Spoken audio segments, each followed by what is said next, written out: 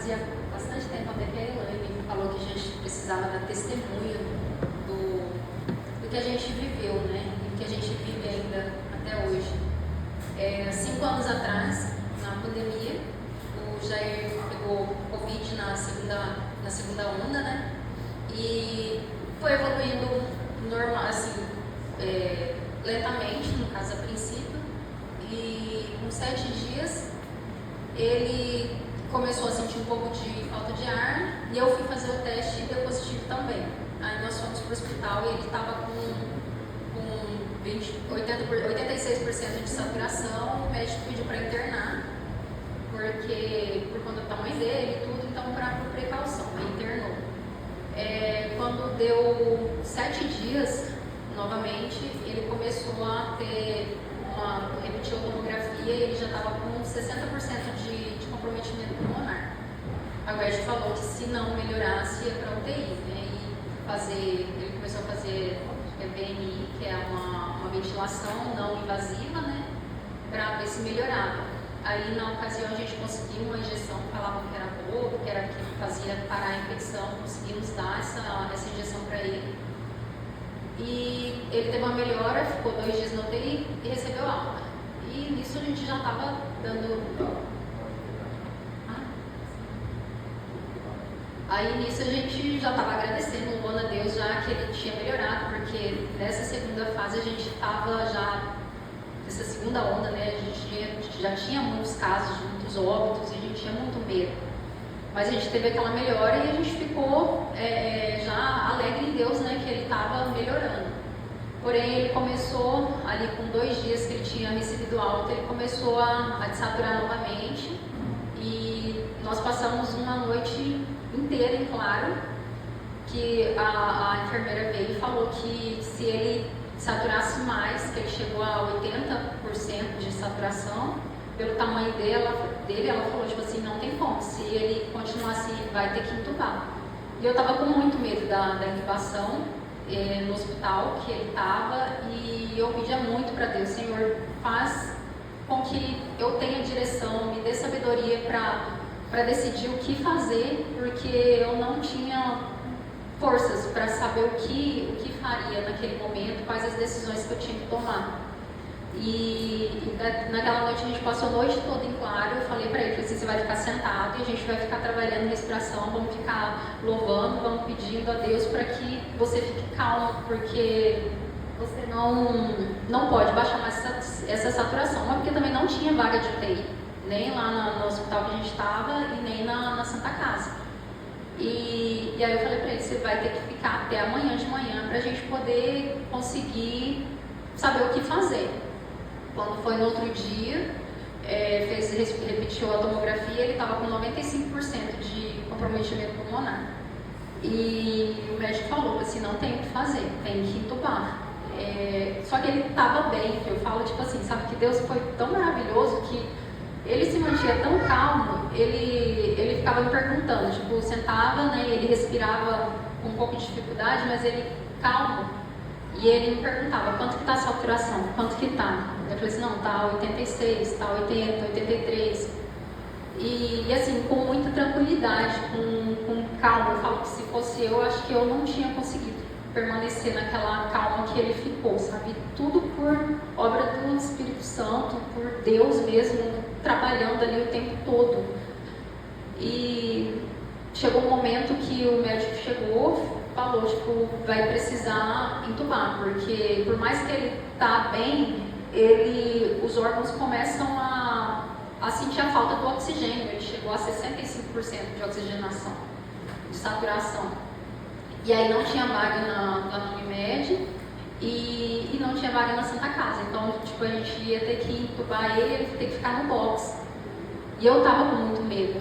E aí nisso eu comecei a clamar e eu pedia oração para todo mundo. Meu Deus, eu não sei nem para quantas pessoas eu pedia para fazer oração, para Deus olhar por nós e, tipo, fazer o que fosse possível, né?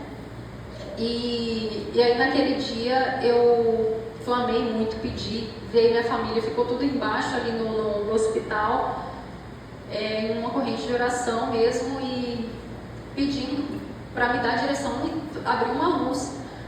E aí eu recebi a ligação de uma amiga minha, a doutora Daniela, pediu perguntando se eu queria que ele fosse para a Santa Casa. E aí nisso eu fiquei com muito medo, falei assim, Senhor, o que eu faço? Porque eu tenho medo de permanecer aqui e não ser bom, e tenho medo de levar ele para lá também e não ser bom. Então, Senhor, me ajuda, porque eu não sei o que eu faço, qual que é a minha decisão. E aí, passado mais um pouco, ligou uma outra amiga, me falou, Adriana, já está tudo pronto aqui. Ela tirou não é um quarto, mas ela separou, montou uma cama para ele aqui, uma maca para ele aqui, com tudo que ele precisa na UTI, para ele vir para cá. Falei, então, Senhor, então é porque é para ser. Então, obrigada, vai ser assim, ele vai para a Santa Casa.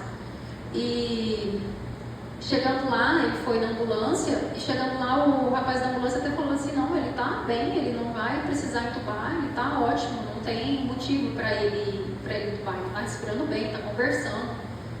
Mas aí foi a primeira noite, quando foi no outro dia, vocês chegou a passar, chegou antes um vídeo, como ele estava bem, a médica me ligou falando que ele estava bem, porém, como ele é muito grande e a oxigenação dele estava muito baixa, ia começar a comprometer os órgãos, e aí ia dar falência dos órgãos por falta de oxigenação, ia precisar entubar.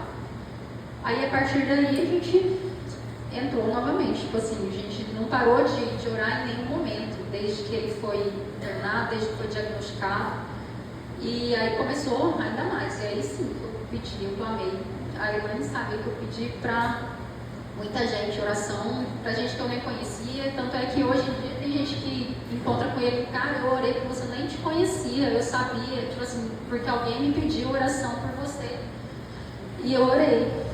E teve um dia que a gente só recebia os boletins por um papel, né?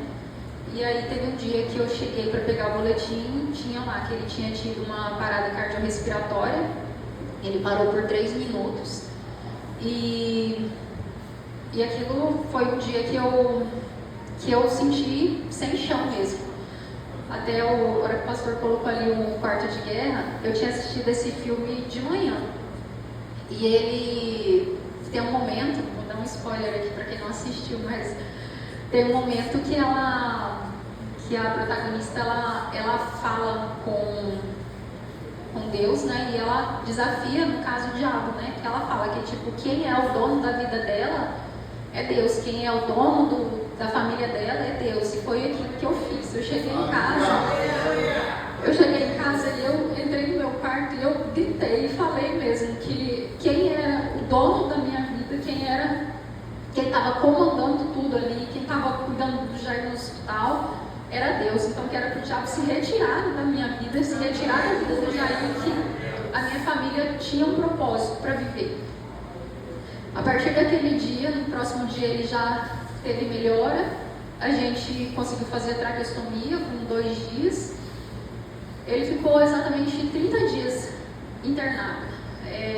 Ele entrou no dia 16 de maio, no dia 16 de junho ele recebeu alta da UTI, bastante debilitado, ele emagreceu 25 quilos e ele reaprendeu a andar, né? Ele perdeu muita massa muscular, né? Muita massa magra, mas eu falo que o agir de Deus foi tão grande, eu falo que é por honra e glória dele mesmo, porque por 45 dias depois disso, só quem sabe mesmo, só quem conhecia e viu a história dele que sabe de tudo que ele passou e como que ele ficou.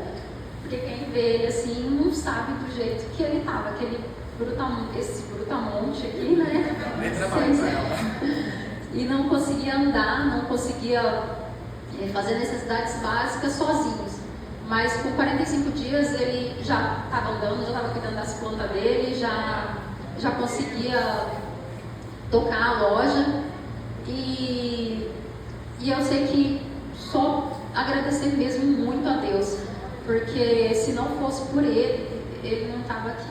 Eu não digo sabe, que nós somos escolhidos e tudo, porque eu sei que muita gente passou por muita coisa e não teve desfecho igual ao nosso.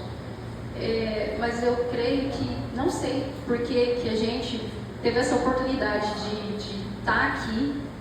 Eu creio que é para algum propósito maior. E para a honra e glória dele mesmo. Depois a gente teve o Felipe, com 2 anos depois do Covid, a gente chegou o Felipe, que esse é um outro testemunho, um outro momento que eu vou passar com fé em Deus, que Ele vai me dar essa glória também, para poder vir aqui testemunhar. E aí no final do ano passado, a gente teve mais uma prova, que foi o incêndio da nossa loja. A gente saiu para trabalhar, fechou a loja às 6 da tarde, e quando foi 2, 3 horas da manhã, a gente recebeu a ligação que a loja tinha pegado fogo. E era uma loja de pneu, a gente perdeu tudo, foi tudo, não tinha o que fazer.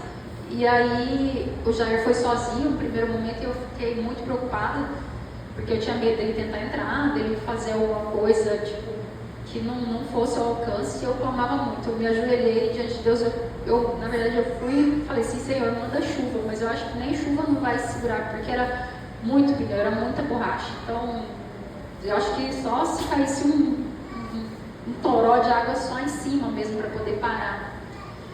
E eu clamava a Deus para ele, assim, Senhor, eu não sei por que isso está acontecendo, eu não sei por que a gente está passando por isso, por essa prova novamente, mas se é da tua vontade, só sustenta a gente, só sustenta, dá força para o Jair, para ele conseguir encarar isso e mantém a gente de pé.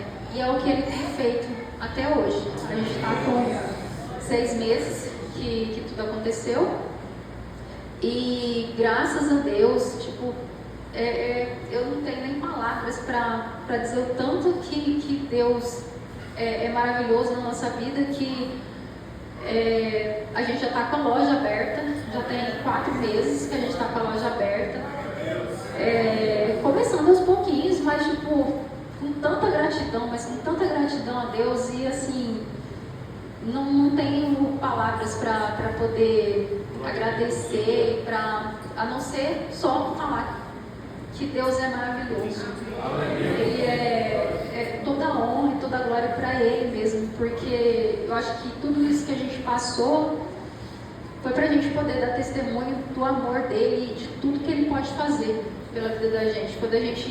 Quando o pastor falou, né, da história de Jó, a nossa base é Jesus Cristo. A gente tem Deus firmado no nosso coração, independente, tipo assim, a gente foi criado numa religião católica, tipo, uma cultura, né? Mas, tipo, independente da religião que a gente estava, a gente tem Jesus dentro do nosso coração. É Ele que comanda a nossa vida, é Ele que nos direciona. E a gente sempre pede para Ele para que a gente não fique perdido, para que a gente não perca o nosso caminho, porque a nossa base é Ele. A nossa base é o nosso Deus Todo-Poderoso, que é Ele que pode tudo na nossa vida. Eu só tenho a agradecer mesmo e louvar a Deus, porque toda a honra e toda a glória para Ele, que tudo isso só foi possível porque Ele estava com a gente. Amém.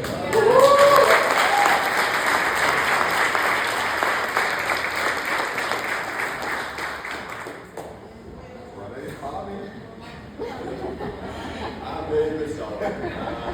A oração tem muito poder. Assim, quando eu acordei do Covid, 30 dias depois, descobri até no Face, fazia 40 de oração, ligava para todo mundo e pedia a oração para cada um. Eu acho assim, se não fosse lá e a oração de cada um, eu acho que eu não tinha. Amém.